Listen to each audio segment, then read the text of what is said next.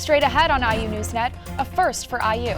Students, staff, and faculty figure out how to manage college entirely online after spring break. What is now officially a global pandemic is going to change college life in a major way.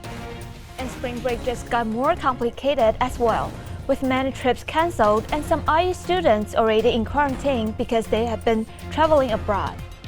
Plus, before you leave town for the extended period, we'll give you some tips on how to keep your home safe from break-ins, especially now.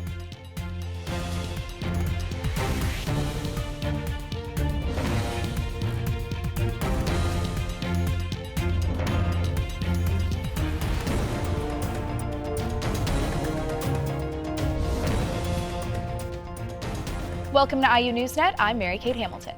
And I'm Szu-Min. What is now declared a global pandemic is going to change college life for students, staff, and faculty right here at IU. More on this shutdown of classes in a moment. But IU NewsNet's Max Glenn joins us with late breaking news. Max.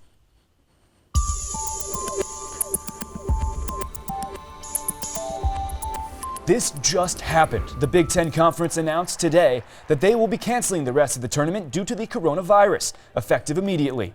The Big Ten Conference will use this time to work with the appropriate medical experts and institutional leadership to determine next steps for moving forward in regard to the coronavirus pandemic. We will have more in all these developments in sports.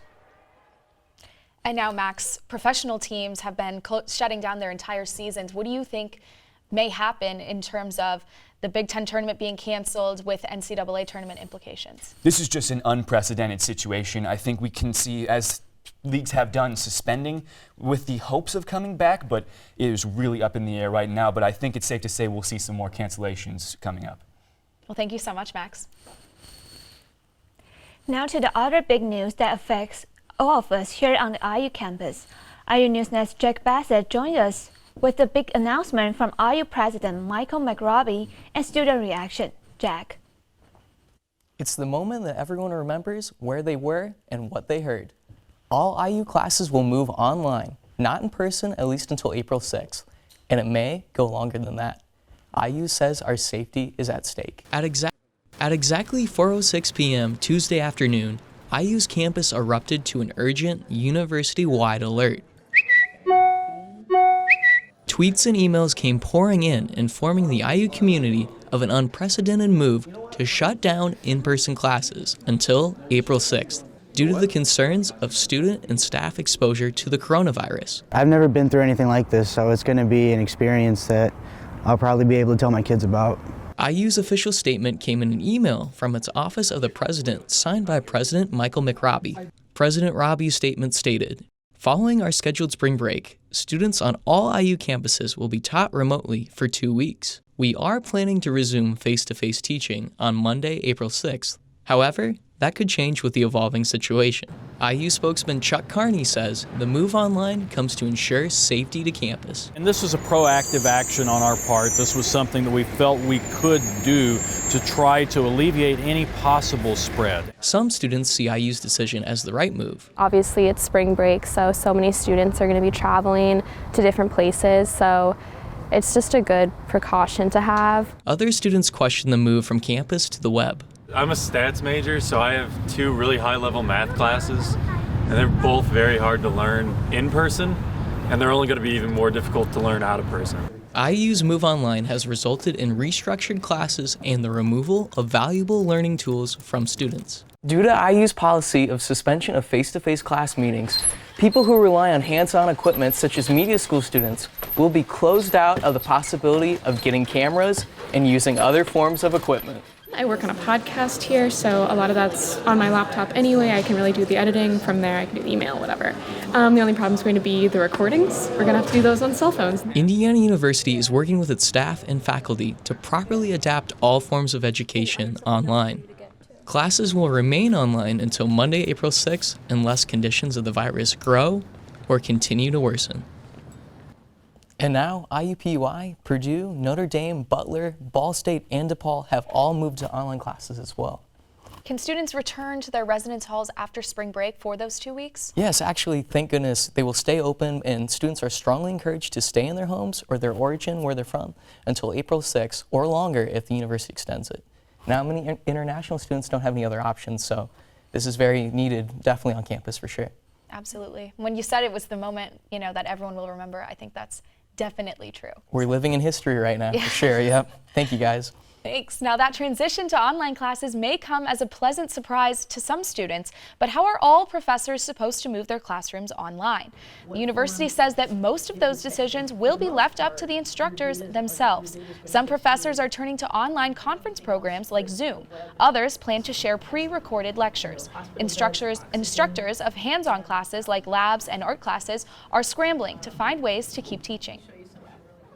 We had to sit down and think about the fact that students are going to have problems with the internet, problems with their computers, problems even with the time zone, and we had to kind of think about how to keep the essence of the class. The university says they don't plan on any classes being canceled entirely in the coming weeks. Many professors are concerned that classes will not return to campus by the tentative April 6th date. IU announced that all university-sponsored international and domestic spring break programs are canceled, and some of the students affected have mixed feelings about the decision. IU NewsNet's Allison Zedhammer has the story. Feelings of excitement and anticipation changed suddenly for IU junior Bella Reilly when she received an unexpected email.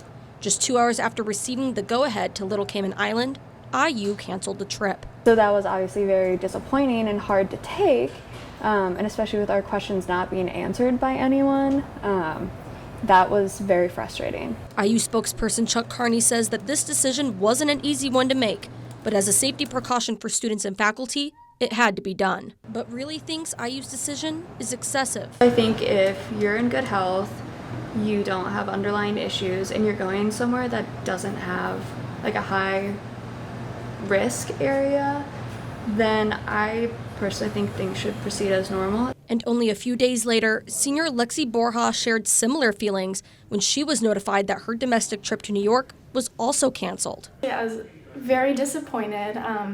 Our class group me was kind of blowing up, I guess. Now, both students are left to figure out how the rest of the semester will pan out for their class. This is like an integral part of the trip. What do we do now? Because we've just spent the last 8 weeks working, like doing our credits, everything. And while these students are unpacking their bags, other students on campus are preparing for their spring break getaway. IU is discouraging travel to coronavirus hotspots. And IU spokesman Chuck Carney is asking that any students traveling for spring break take precautions to keep themselves and other people around them healthy. For IU NewsNet, I'm Allison Zedhammer. The trip to Florida for Ernie Pyle scholars was also canceled. Students, faculty, and staff members with any questions about IU's public safety announcements or about the coronavirus in general can visit coronavirus.iu.edu. Wednesday night, President Trump announced new travel restrictions from Europe to the U.S., and not long after, on Thursday morning, U.S. stocks plummeted. They fell by more than 7%, putting a halt on all trading for 15 minutes. In President Trump's address, he said the markets are going to be just fine, but this drop of over 2,000 points has others fearing a recession could be inevitable. The president is urging lawmakers to enact tax cuts and other assistance to repair the economic damage. And Trump addressed the nation Wednesday night regarding the pandemic. He introduced a 30-day travel ban from Europe, excluding the UK. While some students abroad have made it back to the U.S., others still remain overseas. It escalated quickly. Things just rapidly got worse instead of better. Tamar Scher, a junior at IU, planned to spend the semester abroad in Florence, Italy. It was cut short once Italy rose to a level 3 country for coronavirus. So my parents and I had a really long phone call just deciding, you know what, we don't want you to be, they didn't want me to be stuck in Italy. Cher is in quarantine for 14 days in Chicago before she returns to her home in St. Louis. And for some students still abroad, their trips home just got even more complicated. President Donald Trump announced that all travel from Europe to the U.S. is banned for the next 30 days.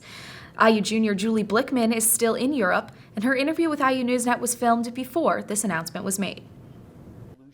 Blickman was not allowed to return to Milan, where she was studying, but decided to stay abroad with friends in other cities in Europe. That's more of a concern, is being able to still get to and fro easily and go home whenever I wanted to go home. Home to Milan. But the decision was made for her. No. Her belongings remain in Milan while she tries to figure out her next move. Building on the stress almost makes you want to go home, even if you really don't want to go home. I'd rather be in Europe, but just a lot of stress at this point. Students like Sharon Blickman continue to take online courses through their study abroad programs. Blickman now plans to return to the States via London this weekend. The coronavirus story changes almost by the hour, and the university has not yet responded to the new travel restrictions at this time. A few weeks ago, we brought you the story of an Indianapolis couple testifying in front of the Indiana legislature in hopes of putting an end to distracted driving. Now that hands-free driving bill is headed to Governor Holcomb's desk. The bill bans the use of handheld telecommunication devices by drivers, except in emergency situations. The governor is expected to sign the bill in the coming days. If he does, the law will go into effect on July 1st.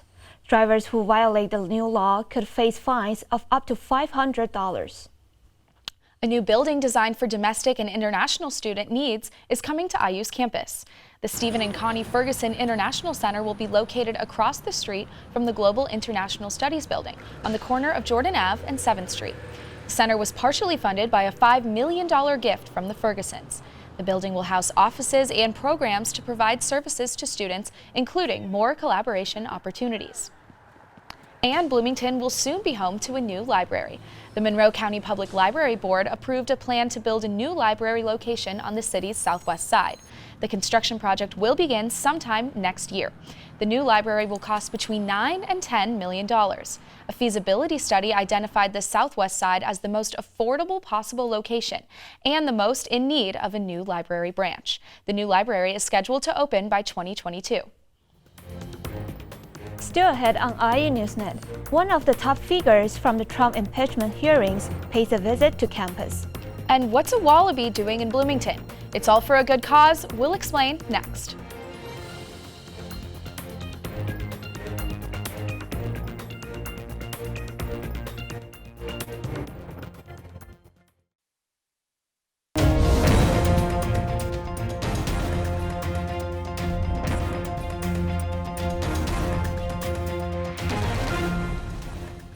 Next week, students will get a much-needed break from school.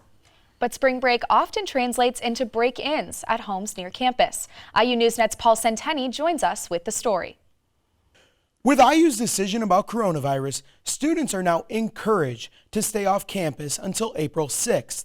That's 3 weeks of deserted housing, which police say can be an invitation for criminals. I spoke with a student who learned the hard way, the steps to take to protect your property. Frank Nicholson was on his way back to Bloomington from Christmas break when he got a phone call he will never forget. So basically my roommate Dom sent me a video. He called me and was like, we've been robbed, we've been broken into. And he's like, your room is trashed, one of your windows is open, the whole house is trashed, all of my stuff's gone, our jerseys are gone, our sunglasses, there was medication splattered everywhere. And then when we got back, nothing had really been cleaned up, specifically in my room, because I asked to not have it cleaned up because I wanted to know what was gone, what was messed up. Nicholson and his roommates had areas littered with property damage, and one of the reasons his house could have been a target was its location. Can you expect a break-in? Absolutely, because when you remove almost 45,000 people from a town, that leaves a lot of opportunity. How likely is a house to get hit based on how that house looks? And there's several different things you can do to kind of prevent stuff or minimize your chances of your house getting broken into. The way of entry by the perpetrators was an easy one because Nicholson accidentally forgot to lock his window. Once the perpetrators knew they could not get in the front entrance, they tried another way. And the entrance they used was right here, through this window. Now, it didn't have a screen in front of it, but the landlord company now bolted screens all around the house. Even with extra precautions, Deputy Chief Bunger insists on a few easy-to-remember tips. But if you can take the little stuff home with you, take your Xbox home with you. Leave your doors locked 24/7, whether you're home or not. because people will walk in the middle of the day because a lot of people think, well, everybody's in class, so don't take anything for granted. On top of the new screens and locking everything up, Nicholson and his roommates have taken extra precautions for the future so that this will never happen again. Nicholson and his roommates invested in motion detection cameras with playback ability so they will have a better sense of security when leaving for break. So Paul, where can people get more information or tips? So they can get information on learning how to stay safe to check IU Police Department website at iupd.indiana.edu. Thanks so much, Paul.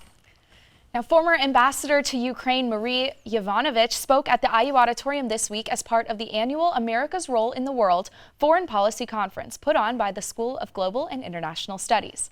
Yovanovitch testified at Donald Trump's impeachment trial earlier this year.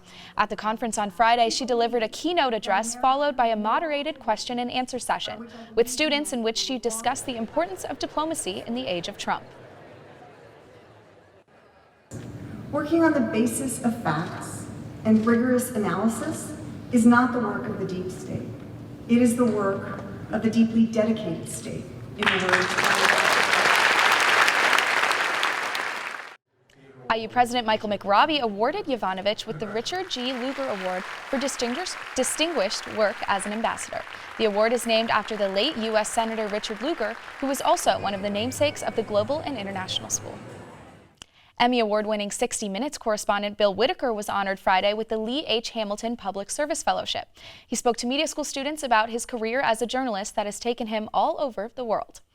Whitaker has interviewed everyone from death row inmates to Michelle Obama and reported on the funeral of Nelson Mandela. Through it all, he describes journalism as his dream job. For students who aspire to be successful broadcasters, hearing his story was inspirational. I just think it means so much, and there's so much opportunity to learn from someone who is successful and who has done it, rather than just studying and doing the work that we do every day. Getting that personal advice is always great too. The Lee H. Hamilton Public Service Fellowship is awarded to individuals who fulfill the ideal of public service. In January, Bloomington Mayor John Hamilton proposed an income tax to raise money to fight climate change. IU NewsNet's Catherine Fan joins us with the latest on the proposal. Catherine? Mayor Hamilton says it is a big issue. How do we protect our planet and make sure everyone has a part to doing that? The mayor, environmental experts, and community members met to discuss it. Public transportation, controlling greenhouse gas emission, housing patterns, all a part of mitigating climate change in Bloomington. The mayor is proposing about 0.5% income tax increase, expected to raise $8 million annually. Taxes would go toward a sustainability investment fund for the city and country to combat climate change. Climate change has ravaged Indiana through increased temperature and annual rainfall.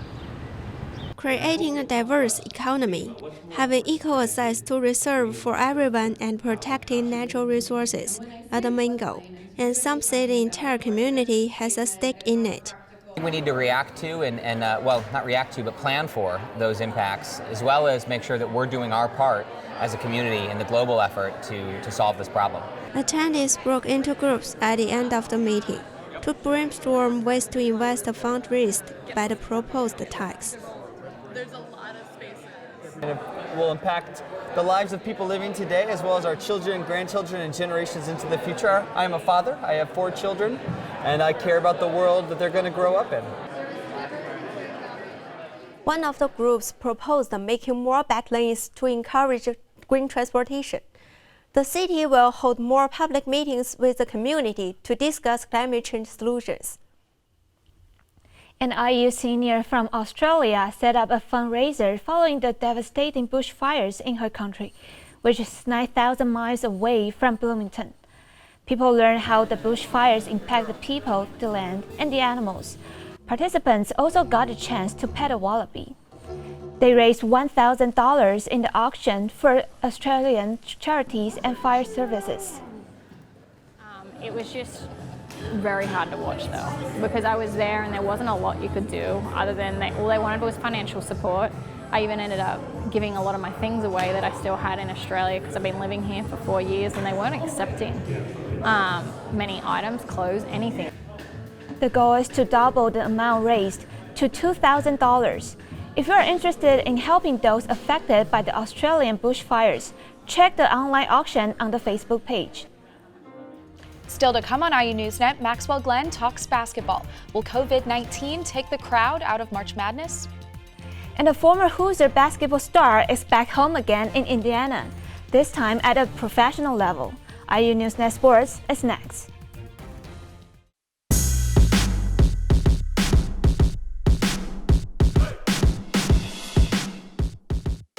What's basketball without fans in the stands?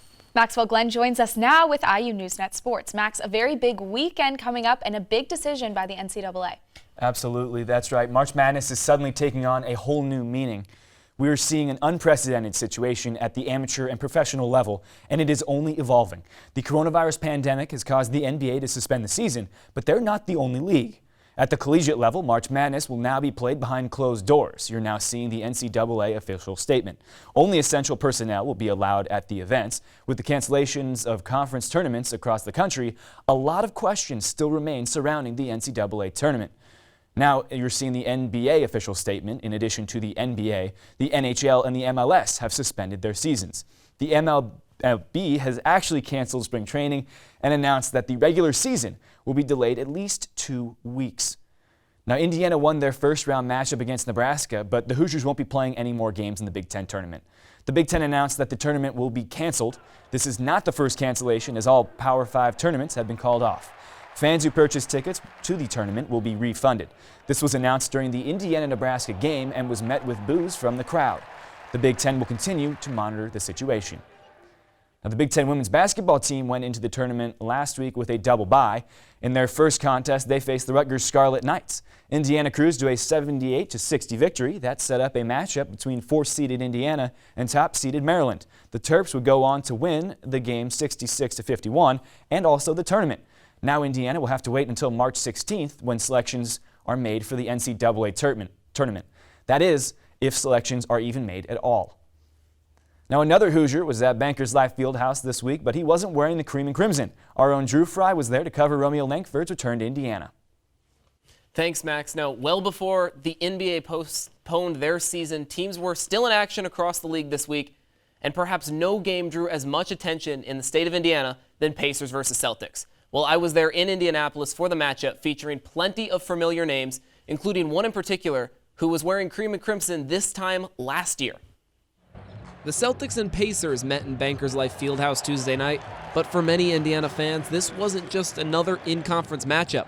This was about seeing a familiar face on the big stage. So, I mean, obviously I'm here for Romeo. I think it's really cool to be able to say that I got to see him in his 1 year that he spent at Indiana, and then to be able to come see him in his hometown when he gets to come back, I think is just really cool, and I didn't want to miss this opportunity. I mean, it feels good. I mean, that's why I went to Indiana, because I knew Coach Miller and people there will always have my back, and that's what I like about them. Tuesday night was meant to be the big homecoming for Romeo Langford, who played here in Assembly Hall just last season. But it was another former Hoosier in Victor Oladipo who really stole the show. Oladipo dropped 27 points for the Pacers, but it just wasn't enough.